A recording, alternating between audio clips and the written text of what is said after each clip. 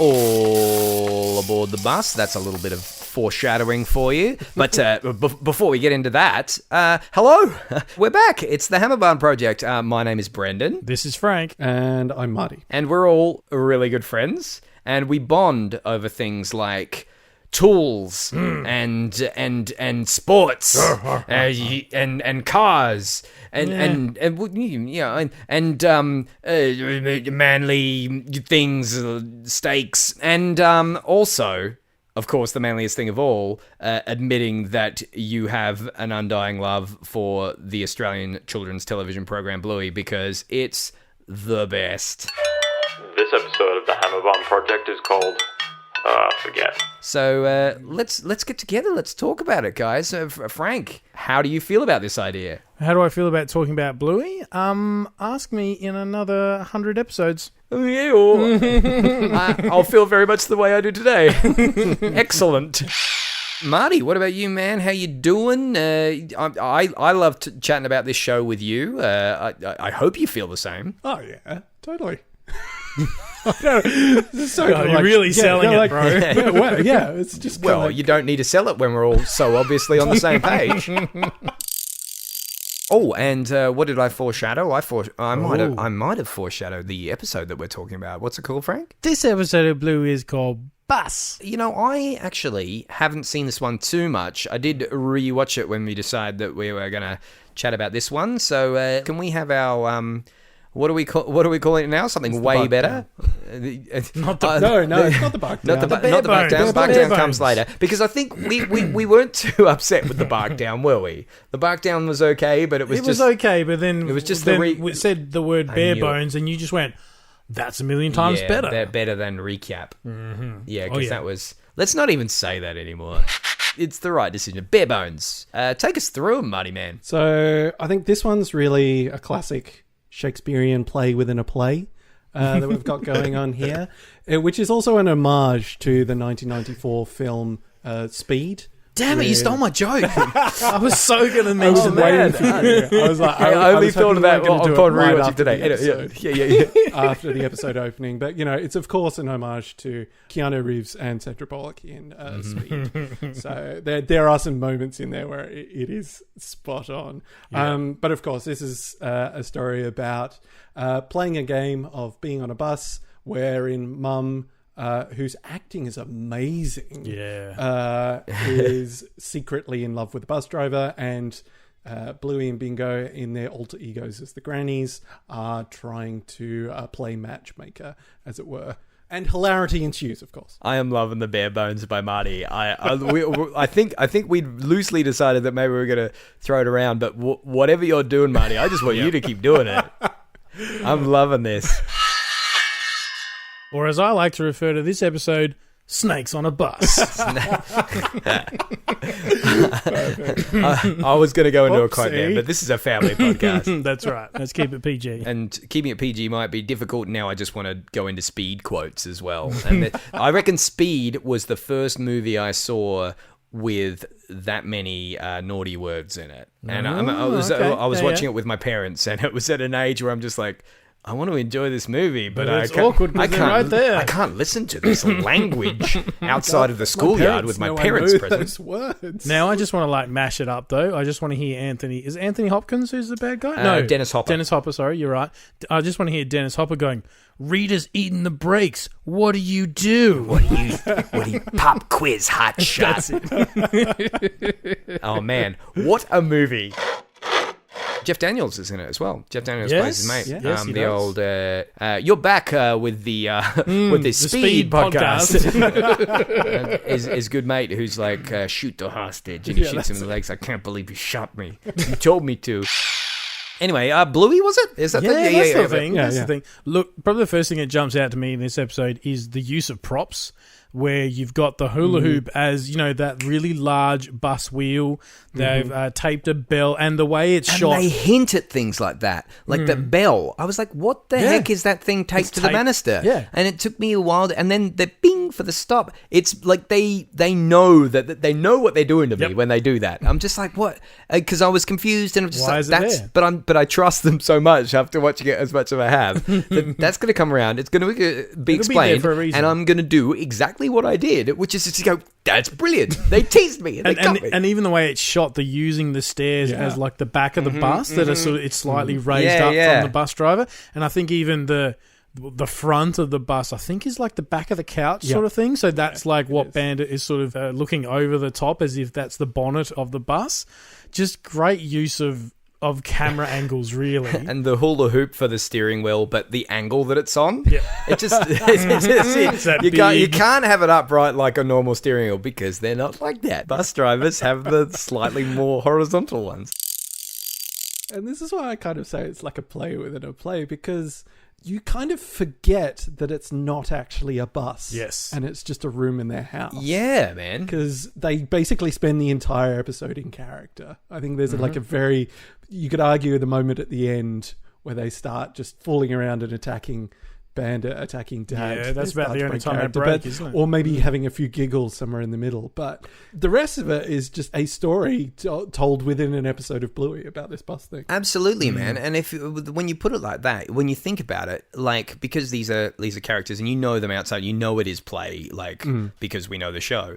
But if you were... This was your first episode. When you said that, it made me think that if it were a different kind of episode, and if it were like a fantasy sequence, like a dream sequence where, and you were there, it's like Wizard of Oz, where they're known characters, but they're playing a part in this fantasy. If it were that way, and the way Bandit's acting, and the way Chili's acting, and the way they are acting as Rita and Janet, is it? Yep, correct. Yep. If it were a fantasy sequence in a real bus with that, the episode wouldn't run any differently. It wouldn't change, but it's just that whole thing of how committed to the play the parents are, that they even blur that line between, hang on, is Bandit really angry that they're taking over the bus? Yeah. But of course he's not, because he's pretending to run alongside. Yeah, man, it's a good pick, because it wouldn't run any differently if they really were in this situation. Yeah. Tangential story to that, and you're probably going to roll up the newspaper at some point as I tell this. Yeah. But just last night, Ali and I attended a parent workshop put on by our son's childcare. And as part of this, they had a presenter come in from the government agency of Director of Health Services or something. Basically, it was a government worker whose whole job is to help parents, and it's all that sort of stuff that, you could go to YouTube and find all sorts of parenting tips and advice, but this is an official person who's done the research, who's qualified, etc., etc. Anyway, a fairly good informative session, etc. And then at one point, they talk about the importance of play and how your child learns through play and all the things they learn in any different play. And there was examples of kids going down the creek to play. There was kids playing with other kids with toys. And at some point, one of the parents pipes up and just goes, "Oh, it's like that episode of Bluey." And I remember, I turned to Ali just with this big look on my face, and she had that sort of thing of smiling, acknowledging what I'm saying, but at the same time, tight lips as if to say, "Don't encourage him." And then I looked around the room, and there was, half the parents were just nodding and smiling. I'm like, okay, so you're the cool parents. Yeah. That's been established. Okay. But then the presenter basically just goes into a Brendan-esque rant and just goes, "Oh my God, guys, Bluey is amazing. If you're not watching Bluey, get on it. I'm giving you all this wonderful advice, and here's all your pamphlets and stuff. But if you want it presented in an animated 7-minute format, go watch Bluey. It'll tell you everything you need to know." Amen, brother. What school's that, Frank? Because I'm going to enroll my kid in... I've got to find a wife and have a kid. Yep. But they rep Bluey at the school, and that's enough for me. Yeah, because so much of this episode revolves around that play and that commitment to the bit, if you will, from both Bandit and Chili. And... everything this lady was talking about was exactly that. It's total engagement with your child. And in the case of Bluey and Bingo, they're going to tell that bus story for years, right? Even when their 21st birthday and stuff, they go, remember the time that we turned the stairs into a bus? That was an awesome time. That's what this episode is. One of the things that I get expanding outside of the world of, what you see within the episode is the way Chili says the line of, oh, but I'm secretly in love with the bus driver is as if the parents have been told these are their instructions. This is the line. Yep. This is the line. Like, no. Dad, you're the bus driver, and Mum, you're. But it also comes back to the fact that, like, in multiple different episodes within the play, Mum and Dad are attracted to one another, or there's some play. It's with a recurring them theme, isn't it? Yeah. The relationship, which is kind of very cute and nice. Which reminds me of another episode. No. But they sort of flip it at the end of this episode, which is also nice. With, it's stretching. Yeah. With the giraffe. Okay, so Chili and Bandit are wonderful, of course, but are we happy to say that they outshine the Grannies? Because for me, the Grannies are two of Bingo and Bluey's my favourite characters. Even to the point when the title card comes up and it's just bus. It's a simple word. This episode of Bluey is called, I can't remember. And you're just like, wow, we are in for it. It's so good. I had to rewind that one too. Like, because I'm just like, did that really happen? Like, the name of this episode, the Bluey was called, no. I forget. I can't It's the little coin purse as well. Yeah. Oh, my coins. One granny to mahjong, please. Yeah, and then when Bluey's trying to like delay the bus, we'll slow the bus down. Don't worry, you can tell him how you feel. And ding, this next stop's at the library. Yep, I want to read a book. And then doors open and Bluey marches up to the front, stands there, she goes, forgot I can't read, and then just walks to the back of the bus again. This is a perfect example of what we spoke about in episode 3, I believe it was. I'm a bit of a pedant for chronology. I'd love to go episode by episode by episode, but after we mixed it up, it's already paid us back because the last episode for Grannies, we chatted about the Grannies and we decided we just got to go more Grannies. This well is too deep. Yeah, we just want to talk about more Grannies. So that's the reason we're talking about Bus now. For me, this is very reminiscent of Red Dwarf, because in Red Dwarf they have their sort of alter ego characters who, and they sort of reappear at random moments of just like the opposite of whatever character they are. Cat becomes incredibly bumbling and not very cool at all. Gotcha. Yeah, and so they become fan favorites, and they find excuses to bring them back up again. And I feel like that's the same thing with the Grannies. It's like, it's a Grannies episode. We get to see them and the way they introduce them is the same. Just what is it? What is the line from Bandit? He goes, we're running. I don't think anything will go wrong. Are you sure? We'll be perfectly on time, and I'm sure nothing will delay us. And then the horror in his eyes. Here come the Grannies. It's even. He doesn't get even through his traditional, doors opening. He goes, doors open. Oh no! all his pneumatic commitment to the bit. And even at one point where he's had enough with all these delays, he's like, right, we are not stopping till we get to wherever Chili's going. The museum. And he's just like, vroom, like he does the noise, leans back in the chair, and even the camera at that point sort of like crash zooms in just a little bit to just really give you that sense of this stationary staircase is flying right now. I'm always so impressed by the way you guys notice the crash zooms and the music and stuff, because here I am, I've done a little bit of acting and I've been on film sets and I play music and I play gigs and things, and you guys are constantly out-referencing me in what's going on musically and visually in the show, because were you paying attention when you were doing those things, Brendan, or were you just branding it up? In my defense, I'm never paying attention, so why would I be paying attention in doing why things? Why start now? I'm realising now that did not work in my defence. But I'd like to maybe not incriminate myself for not noticing, and just rather use that as a comment on the storytelling and how just completely involved I am in these characters, because I just don't notice these things when they're right in my face, and they don't lean on anything in the show. They don't ham anything up. Everything is just to perfect taste. taste. Yeah. I completely appreciate, because I watched the episode a couple of times so we can talk about it, and there's so many more things I pick up on the second time around. Oh, so it's only because I only watch it once because I'm too lazy to do proper research. Yeah. Oh, that makes me feel better. Basically, Yeah, that's also true. But for this one, it's the thing I got on the second time round, which is often the case for me, is the music, because it just sort of flows so well. And did you guys notice that it was kind of like with the leitmotif of the wheels on the bus go round? Yeah. Yes. And little bits of another piece of like classical, type, joke music, which just makes me feel like the whole thing's this kind of Charlie Chaplin-esque, sort of experience where everything sort of pratfalls, and it almost has a silent movie aspect to it, because everything's like, changing aspects and things are getting worse and like things are moving around, and these two comical characters are just making stuff worse. The brakes somehow turn into a Lamington. Yeah, the brakes get taken off, and it just it very much feels like a The Plank or a Charlie Chaplin type film to me.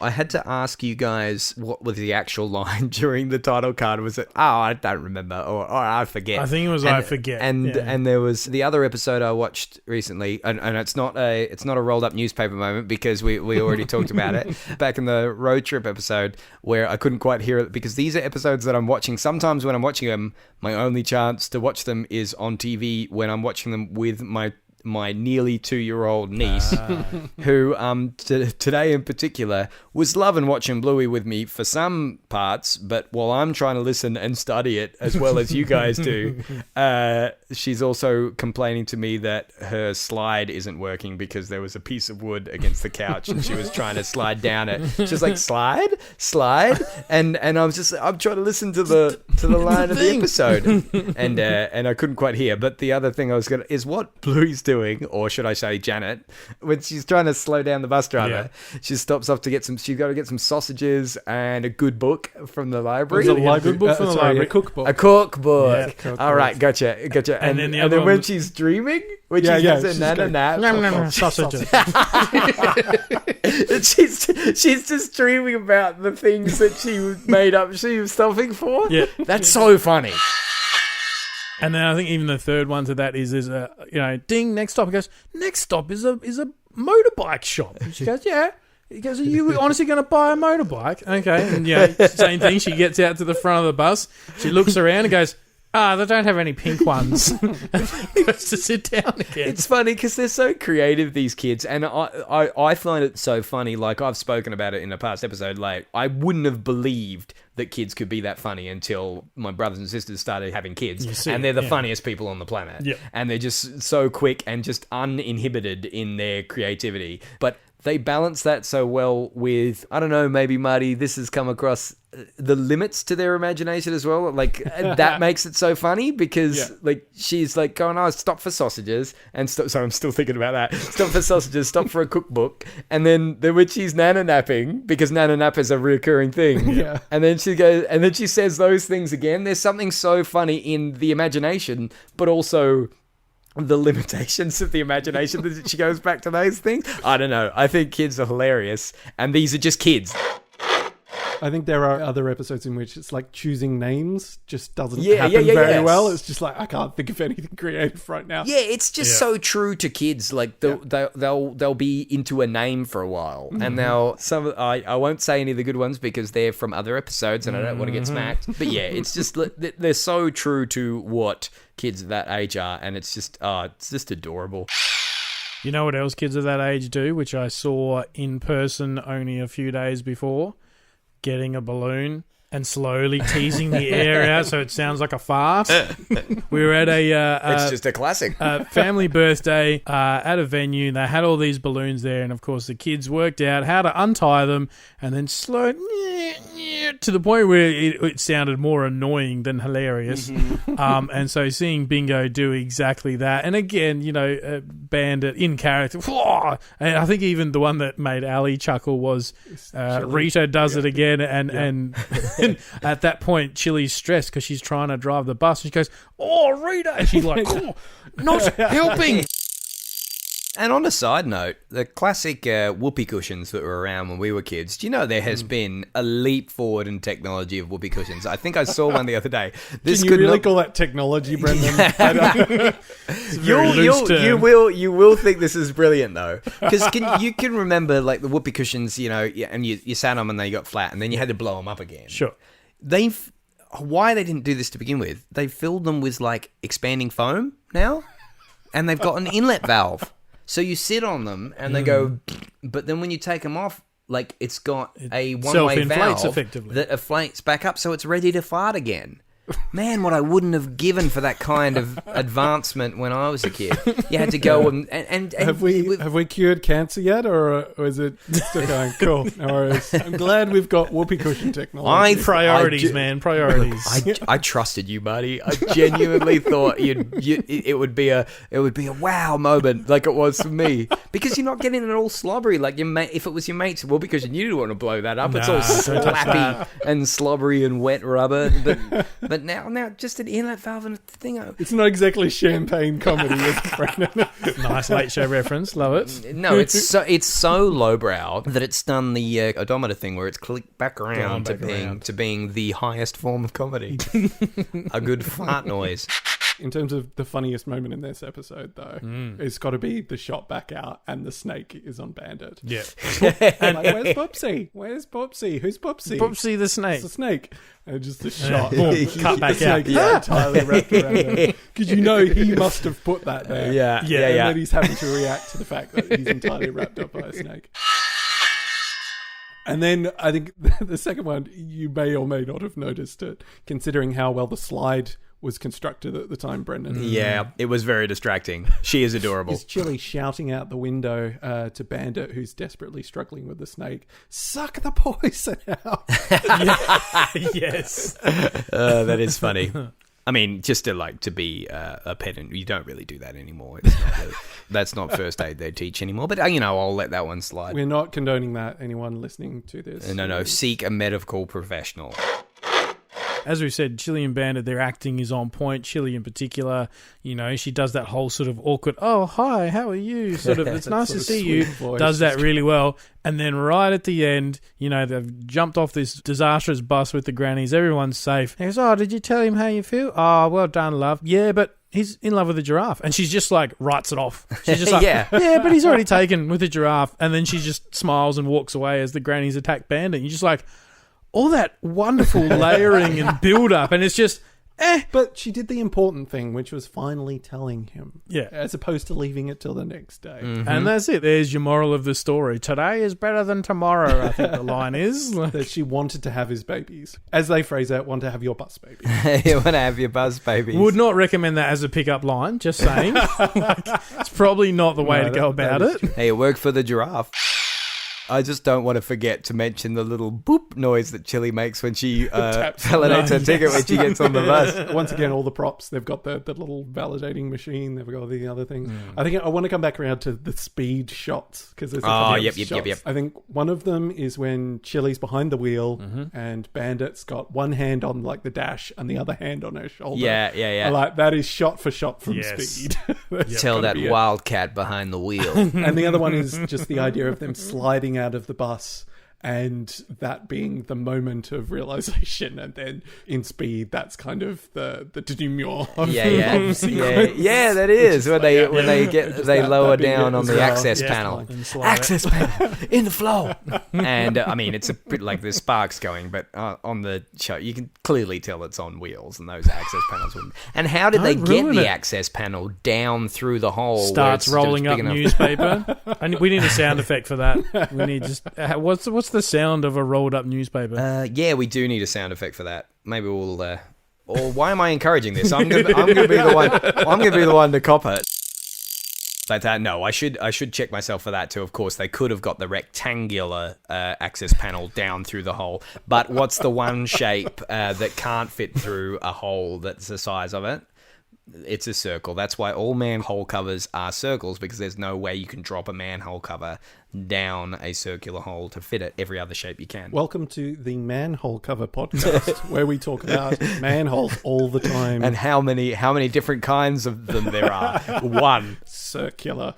Japan has some amazing manhole covers, by the way. I'm having fun.